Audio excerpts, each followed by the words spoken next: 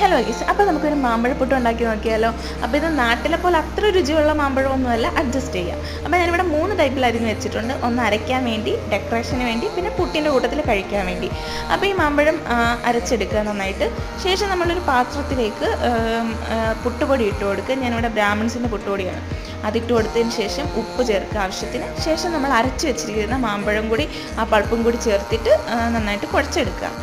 എന്നിട്ട് നമ്മൾ പുട്ടുകുറ്റിയിലേക്ക് നമ്മൾ സാധാ ചെയ്യുന്ന കാര്യങ്ങളെല്ലാം തന്നെ ഇനി എല്ലാവർക്കും അറിയാം. തേങ്ങ ഇട്ട് കൊടുക്കുക, പിന്നെ മാമ്പഴത്തിൻ്റെ പീസ് നിങ്ങൾക്ക് വേണമെങ്കിൽ മാത്രം ചേർത്ത് കൊടുത്താൽ മതി. ഞാനിവിടെ ഒരു ഭംഗിക്ക് ചേർക്കുന്നതേ ഉള്ളൂ, കാരണം വെന്ത് വരുമ്പോഴുള്ള ടേസ്റ്റ് എനിക്കിഷ്ടമല്ല. അപ്പോൾ നമ്മൾ പൊടിയൊക്കെ നിറച്ചിട്ട് വേവിച്ചെടുക്കുക. പുട്ട് റെഡി. അപ്പം ഇതെല്ലാം ട്രൈ ചെയ്ത് നോക്കുക. ഞാൻ പറഞ്ഞതുപോലെ തന്നെ നമ്മുടെ നാട്ടിൽ നല്ല നാടൻ മാമ്പഴമാണെങ്കിൽ അതാണ് നല്ലത്. അപ്പോൾ കൂട്ടത്തിൽ നമ്മൾ മാങ്ങയും കൂടെ ഒക്കെ ചേർത്തിട്ട് കുഴച്ച് കഴിക്കുക. അടിപൊളിയാണ്. എല്ലാവരും ട്രൈ ചെയ്ത് നോക്കണം.